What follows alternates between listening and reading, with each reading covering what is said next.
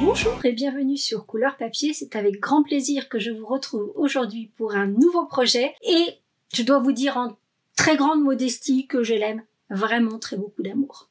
Allez, je ne vous fais pas patienter plus longtemps, je vous laisse le découvrir. Il s'agit d'un nécessaire qui se présente comme ceci. Donc vous voyez, déjà rien que là, je trouve qu'il est super joli. Il y a un petit stylo qui a son emplacement sur la tranche. Tout est aimanté, donc il y a la petite fermeture qui se trouve comme ceci, aimantée. Vous avez vu que même les aimants sont cachés par des petites fleurs. Tout est raffiné dans ce projet. Puis ensuite, on va l'ouvrir pour découvrir un carnet qui est fait maison.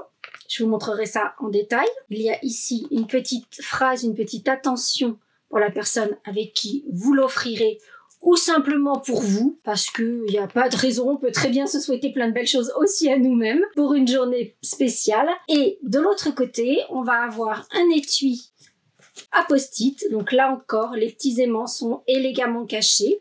Donc ici, les post-it. Et dans la pochette qui se trouve au centre, toujours avec ces jolies décorations de trumeaux fleuris. Donc là encore, hop, c'est aimanté avec les aimants joliment cachés. On a des fiches qui nous permettront de conserver en mémoire les anniversaires de ceux que l'on aime et à qui on a envie de ne pas oublier de souhaiter un joyeux anniversaire. Donc il y a des petites fiches recto verso pour chaque date du jour et du mois notée.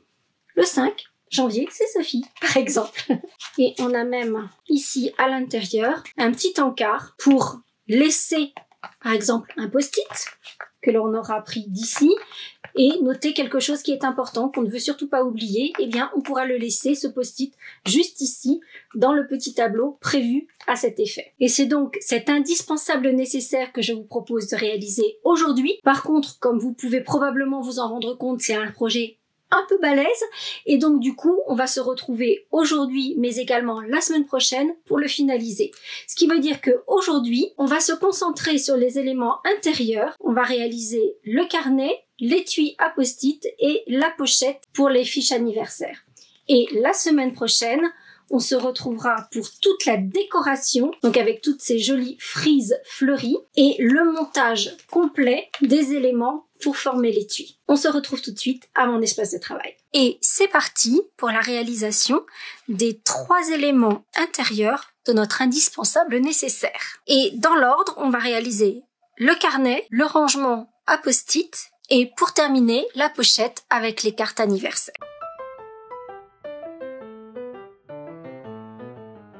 Pour construire notre carnet, il nous faudra d'abord des feuilles que j'ai découpées simplement dans un vieux cahier. Je pense que l'on a tous et toutes de vieux cahiers qui traînent, où il y a quelques pages à la fin qui n'ont jamais été utilisées. C'est donc le moment de récupérer ces feuilles inutilisées et de les découper pour en faire les pages de notre carnet avec la collection de rectangles surpiqués, puisque comme vous pouvez le voir, il y a cette petite finition de piqûre autour de mes feuilles de carnet et je les ai découpées avec le deuxième à partir du plus grand des rectangles surpiqués. Si vous n'avez pas cette collection de rectangles, ensuite je vous mettrai les dimensions exactes pour que vous puissiez en découper aux mêmes dimensions simplement avec un massicot. Mais vous n'aurez pas la petite bordure de surpiqûre. Il nous faudra également un rectangle. Je sais, ça on dirait un carré, mais c'est un rectangle puisqu'il mesure 12,5 sur 12 cm, 2 bandes dans du papier à motif. Donc pour ma part, je n'ai utilisé des papiers pour mon prototype comme pour celui que nous réalisons ensemble, qui sont tous issus du set fleurs en papier que vous pouvez choisir en cadeau célébration pour 60 € d'achat. Je le trouve très joli, très tendre, très printanier et avec certains motifs qui sont assez passe-partout, ce que je trouve aussi sympa. Ces bandes de papier à motif mesurent 12 cm par 2 cm, les deux sont identiques. Il nous faudra un morceau de papier fenêtre qui mesure 12,5 par 8. Et pour finir, il nous faudra une bande de cardstock de la même couleur que vous aurez choisi à sortir votre papier. Et celle-ci mesure 3 cm sur 17 cm.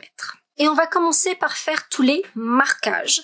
C'est-à-dire que sur notre bande, à partir des deux extrémités, on va faire une ligne de marquage à 1,7 et à 2,2, donc de chaque côté. Petite chose que j'ai omise de vous dire, contrairement à ce que je fais d'habitude, ce projet-ci ne sera que en système métrique, pas en système impérial. Parce qu'il y a des mesures vraiment très précises et ça devenait compliqué de le traduire en système impérial parce qu'il fallait que ça s'ajuste au bloc de post-it, etc. Donc on aura que du système métrique pour ce projet-ci. Donc je vous le disais, la bande, une ligne de marquage à partir de chaque extrémité à 1,7 et 2,2. Et sur notre rectangle de 12,5 par 12, sur le côté à 12 cm, on va faire une ligne de marquage à 8,8 et à 9,5.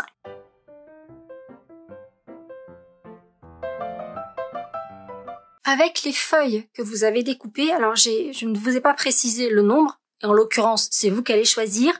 La seule chose, c'est que une fois que toutes les pages sont découpées, vous devez avoir grosso modo un demi-centimètre d'épaisseur de page, pas davantage. On va ensuite marquer les lignes de pliage du grand panneau et on va coller toutes nos pages à l'intérieur de l'étui. Donc il doit y avoir un petit peu de papier cartonné qui doit dépasser sur tout le pourtour.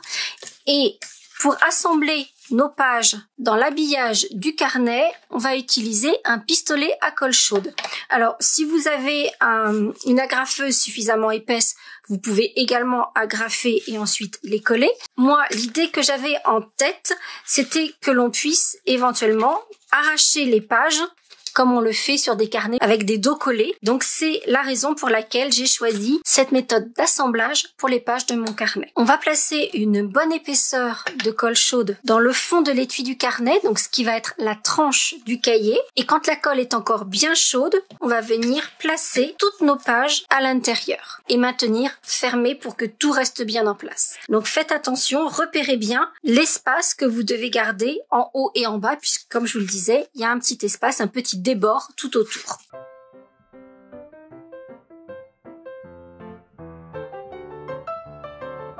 Il se peut que vous ayez un peu de colle qui déborde ici à l'intérieur, ce qui est assez normal puisqu'il faut que vous vous assuriez que la première comme la dernière des pages de votre carnet soit bien collée. Donc si ça déborde, au moins vous êtes sûr que tout est bien collé. Une fois que la base du carnet est faite, on va pouvoir attraper notre papier fenêtre. On va mettre une bande d'adhésif double face sur le bord du papier fenêtre, une autre bande sur le bord du rabat, puis venir placer le papier fenêtre correctement aligné sur le carnet et ramener le rabat sur ce papier fenêtre, donc pour qu'on ait cet effet de transparence, que l'on puisse voir le carnet à travers. On viendra ensuite avec un doigt éponge ancrer la tranche de nos papiers à motifs. Vous le savez, ça fait partie de mes petits travers. Et on va venir coller une des bandes de papier à motifs sur le devant de cette charnière, l'autre à l'intérieur, ce qui permettra de cacher le collage du papier fenêtre, mais également les éventuelles coulures de colle chaude.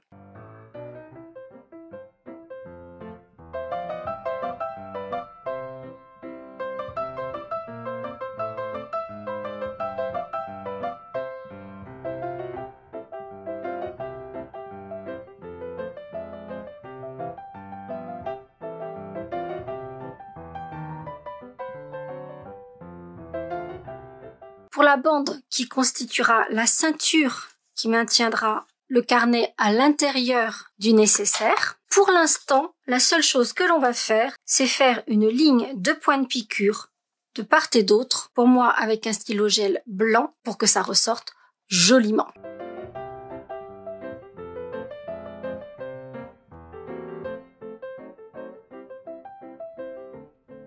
Et pour ce qui concerne notre carnet, pour l'instant, on va s'en arrêter là. Bien sûr, dans la liste des courses que vous trouverez sur le blog, donc soit sur le lien en barre d'infos, soit sur la miniature à la fin de la vidéo, vous allez retrouver l'intégralité des articles que j'utilise pour la confection de mon indispensable nécessaire, même ceux que l'on va pas forcément utiliser aujourd'hui, mais qu'on utilisera la semaine prochaine. Et vous retrouverez également les produits qui ne sont pas Stampin' Up, tels que les aimants et le stylo gel blanc, dans cette liste des courses. Et pour l'instant, on va mettre ça de côté jusqu'à la semaine prochaine.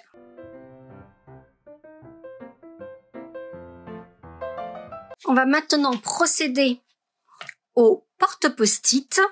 Et pour cela, il va nous falloir tout d'abord un bloc de post-it. Assez logiquement, c'est le format le plus basique qui en fait fait 5 pouces sur 3 pouces, c'est-à-dire 12,7 par 7,5. C'est vraiment le format le plus standard des post-it rectangulaires. Il nous faudra également un rectangle de papier qui mesure 12,7 par 14 cm. Un rectangle de papier fenêtre qui lui mesure 12,7 par 7,8 et 2 bandes de papier à motif qui, elles, mesurent 12,2 sur 1,5. Il nous faudra par ailleurs 4 petites fleurs que j'ai découpées avec la collection de die efflorescence brodée et j'ai pris ces 2 petites fleurs-ci. Et donc là, il nous en faudra 4 découpées dans du papier à motif assorti. Il nous faudra également 4 petits aimants, c'est ce dont je vous parlais tout à l'heure, que je répertorierai également dans la liste des courses. Comme pour le carnet, on va commencer à faire quelques lignes de marquage. Et là, on va faire des lignes à 2 cm, 3 cm, 11 et 12 cm. On va ensuite pouvoir appuyer ces lignes de marquage. Donc, comme vous pouvez le constater, c'est parfait pour accueillir notre bloc de post-it. On va ensuite coller nos 2 bandes de papier à motif sur les 2 rabats de devant. Évidemment, bien sûr, je vais d'abord ancrer les tranches de papier et on va également, de la même façon que pour le carnet, en plaçant 2 bandes d'adhésif double face et on va placer cette fenêtre uniquement sur le volet de gauche, puisqu'ensuite, de l'autre côté, on va placer les aimants pour pouvoir refermer cet étui à post-it et pouvoir accéder à nos post-it. Ce qui veut dire que la seconde bande de papier à motif, on ne va pas la coller tout de suite, on va attendre un petit peu puisque vous le voyez peut-être en relief, il y a les aimants qui sont cachés dessous. Donc pour l'instant, on va placer une bande de papier à motif, placer le papier fenêtre et on se retrouve pour la partie droite de ce rangement à post-it avec les aimants.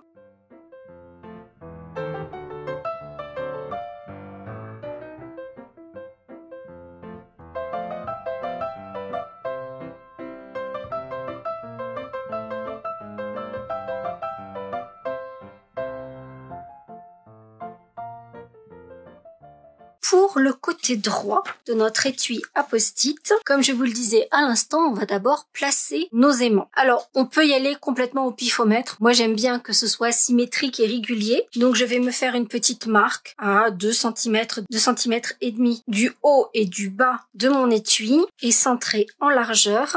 Ainsi, je sais que mes aimants seront bien répartis. Et je vais commencer par coller 2 petits aimants à l'emplacement que je viens de repérer. D'habitude, je colle très souvent mes aimants avec des mini points de colle et en fait, là, j'ai utilisé de l'adhésif double face et j'aime beaucoup parce qu'en fait, ça ne fait pas une épaisseur supplémentaire parce que même si c'est pas énorme, le mini point de colle a une petite épaisseur et du coup, là, on a quelque chose qui est beaucoup plus fin, beaucoup plus propre et je préfère. Ce qui veut dire que je vais simplement couper une petite longueur d'adhésif double face que je vais placer sur chacune de mes marques et je vais coller mes 2 aimants sur leur marque et sur cet adhésif double face. Une fois que ça c'est fait, on va pouvoir placer notre bande décorative.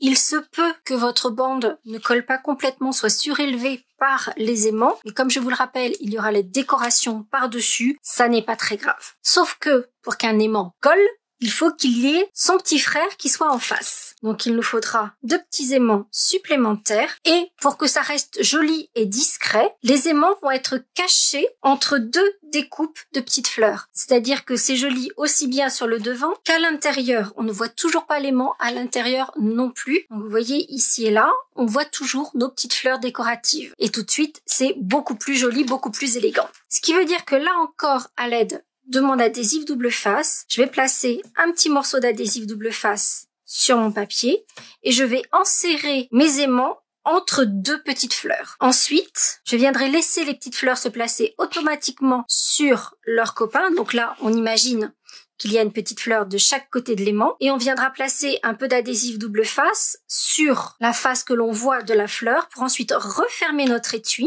et du coup la fleur viendra se coller pile poil là où il faut sur le papier fenêtre.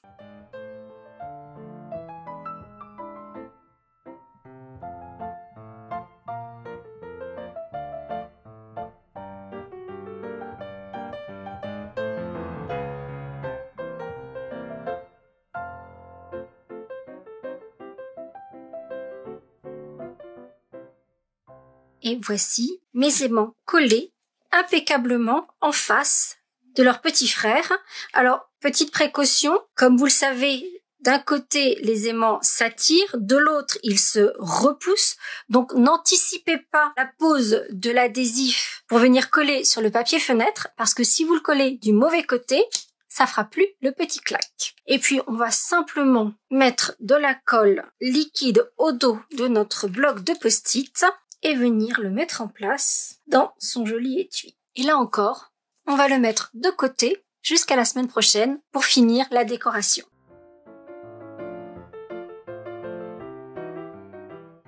Et pour finir nos devoirs d'aujourd'hui, on va réaliser la pochette intérieure pour pouvoir mettre nos petites fiches anniversaires. Alors, ce n'est aucunement une obligation, mais pour ma part, je me suis amusée à faire mes fiches de couleurs différentes par trimestre. Donc j'ai janvier, février, mars, avril, mai, juin, juillet, août, septembre, octobre, novembre, décembre. Et j'ai fait un camailleux en dégradé. Donc ici avec du blanc simple, du fleur de cerisier, du rose rococo et du merlot magique. Évidemment, ça n'est aucunement une obligation de changer de couleur. Vous pouvez toutes les faire identiques. Et pour les fiches anniversaires, avec le mois et chacun des jours, vous retrouverez le fichier PDF à télécharger, imprimer et ensuite redécouper dans l'article du blog. Pour découper les fiches elles-mêmes et la partie imprimée, là encore j'ai utilisé ma collection de rectangles surpiqués. J'ai pris le deuxième en partant du plus grand pour la fiche elle-même et le troisième en partant du plus grand pour la partie imprimée. Là encore, sur le blog, je vous donnerai les dimensions si vous n'avez pas cette collection de rectangles. Et donc, pour réaliser cette pochette fiche anniversaire, il vous faudra 12 quarts de feuille A4 dans des coloris assortis ou toutes les mêmes. Là, c'est vous qui voyez. Il vous faudra imprimer et découper le document qui se trouve sur le blog. Et il vous faudra un grand rectangle de papier cartonné qui mesure 21 sur 20,5.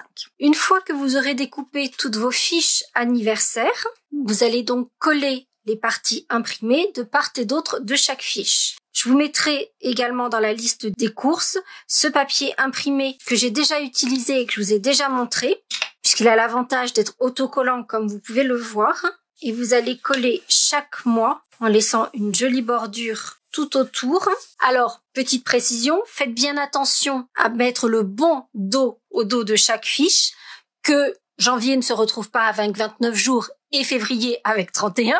Par exemple, mais faites aussi attention à ce que les éléments ne soient pas collés tête bêche et que vous ayez juste à retourner la fiche et avoir le dos dans le même sens. Et ainsi avoir toutes vos petites fiches pour pouvoir y noter ensuite vos anniversaires. Pour cette version en bleu, j'ai utilisé du bleu nuit, du mystérieuse brume, du souffle d'écume et du blanc simple.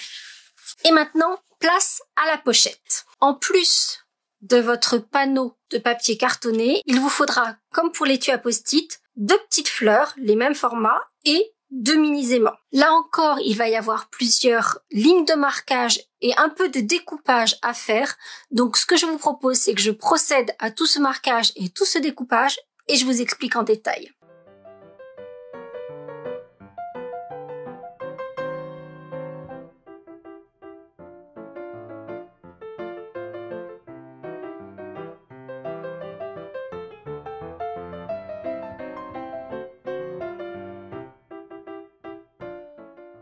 Je fais une première pause ici, parce qu'on va avoir d'autres découpes à faire. Donc, on va d'abord procéder au marquage, comme je vous le disais, et on va faire, donc, sur le côté à 20,5, faites bien attention, puisqu'on est à 21 par 25, donc c'est très proche, faites bien attention à être sur le côté 20,5, et on va marquer à 8,8, 9,8, 18,6 et 19,6. Et il reste une petite bande qui est l'onglet d'assemblage. On va faire un quart de tour dans les sens des aiguilles d'une montre et là on va marquer à 1 cm et à 13,7. Puis on va faire quelques petites découpes. On va juste enlever le petit carré qui est dans l'angle en biaisant légèrement. On va ouvrir les différents panneaux en les biaisant sur la petite ligne d'1 centimètre qui se trouve en bas.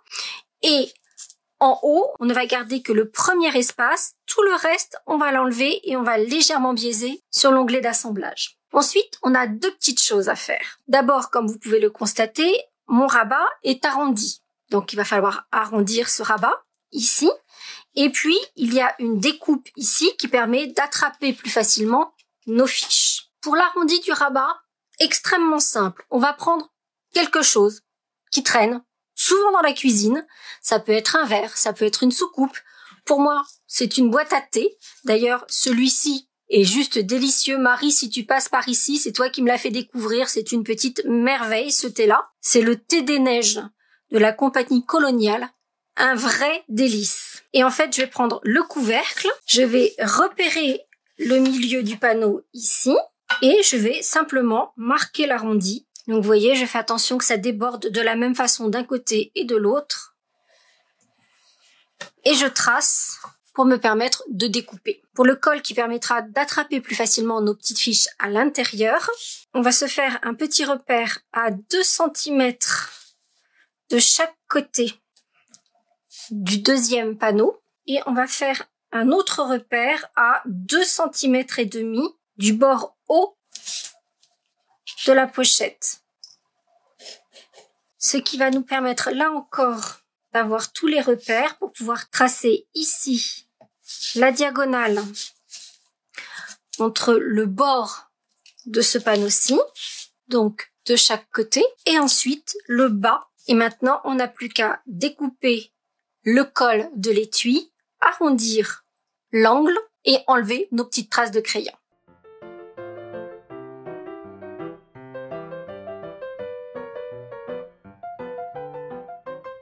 Et voici la forme que vous devez obtenir. Avant de mettre notre étui en volume, là encore, on va profiter de ce que tout soit bien à plat pour faire nos lignes de piqûre qui vont souligner chaque forme de cet étui. Donc, le rabat est également sur l'épaisseur et tout le devant de cet étui. Pour le montage, on viendra appuyer toutes les lignes de marquage. On placera de l'adhésif double face en bande sur, ici, l'onglet d'assemblage, ainsi que sur l'intérieur du rabat qui se trouve au bas du panneau avec le col que l'on a découpé. Je fais mes lignes de piqûre, je place mes adhésifs et je reviens vous voir pour le montage proprement dit.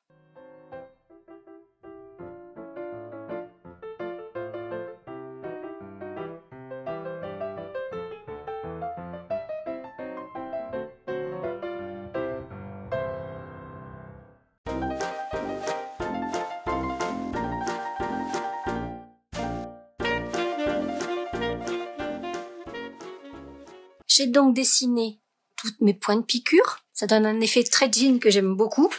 J'ai placé mes adhésifs. Donc, comme vous pouvez le voir sur l'onglet d'assemblage qui se trouve sur la droite, il est sur le devant. Et au bas du panneau avec le col, il est sur l'intérieur. Peut-être l'avez-vous noté, mais quand j'appuie mes lignes de marquage, vous voyez par exemple cette ligne de marquage, je vais plutôt appuyer sur l'envers, là où il n'y a pas les lignes de marquage. Ainsi, je risque pas d'abîmer, voire de faire baver mes petits points de piqûre. Et pour l'assemblage, eh bien, c'est assez simple, puisque l'on va simplement découvrir notre adhésif. On va replier l'onglet d'assemblage et le petit côté, et on va ramener le panneau par-dessus, en prenant soin de bien aligner les horizontales. Une fois que l'étui est mis en volume, cette fois-ci, on va fermer le fond de notre étui en rabattant les deux petits onglets. On va ramener à l'intérieur le rabat qui n'a pas d'adhésif, puis ramener celui qui a l'adhésif par-dessus. Alors, vous voyez tout à l'heure, je vous disais que l'adhésif du fond devait être placé dans la continuité de ce panneau-ci, simplement pour qu'on ait un joli retour et qu'on n'ait pas l'assemblage qui soit visible. Il ne reste plus maintenant qu'à placer l'aimant de fermeture sur notre étui. Et pour la fermeture aimantée de cet étui, on va procéder exactement comme pour l'étui à post-it, c'est-à-dire que l'on va recouvrir un aimant dans un premier temps d'une petite fleur, donc toujours avec notre adhésif double face. On va venir mettre en place le second et une fois que l'on a repéré le sens qui va faire que les deux aimants s'attirent et non se repoussent, on va simplement prendre notre aimant et le poser dans le sens où il se trouve sur la deuxième fleur, sur son petit copain et refermer le rabat pour qu'il se mette à la bonne place. Pour que tout soit bien collé, il vous faudra coller vos aimants sur leurs fleurs, mais ensuite rajouter une couche d'adhésif double face sur l'aimant pour qu'il puisse ensuite coller sur le papier cartonné.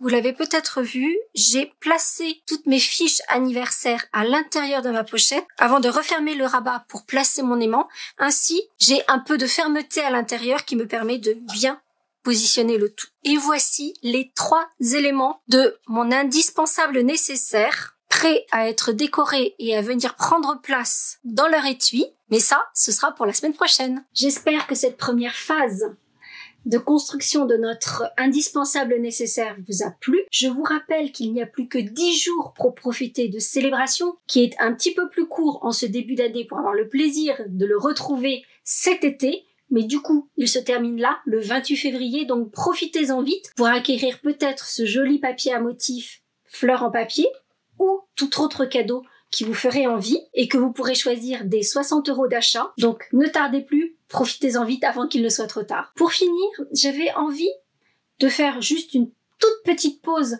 sur la découverte des utilisations des flocons de dorure pour dimanche prochain et j'avais envie de vous proposer peut-être un petit live où on papoterait, où je pourrais répondre à vos questions, peut-être, je sais pas, sur mon parcours, sur mon histoire avec Stampin' Up. Si vous avez des questions à me poser, qu'est-ce que vous en pensez? Dites-moi en commentaire. Allez, à très vite! Pour en savoir plus sur ce projet, les dimensions, mais aussi la liste des courses du matériel que j'ai utilisé, rendez-vous sur le blog en cliquant juste là sur la photo. Si ce projet vous a plu et que vous avez envie d'en découvrir d'autres, celui-ci devrait également vous plaire. Et si ce n'est pas déjà fait, n'hésitez pas à vous abonner à ma chaîne en cliquant sur ma bouille. Vous pouvez également activer les notifications en cliquant sur la cloche et ainsi être informé de chaque nouvelle vidéo. Ça ne coûte rien et ça fait plaisir. À bientôt!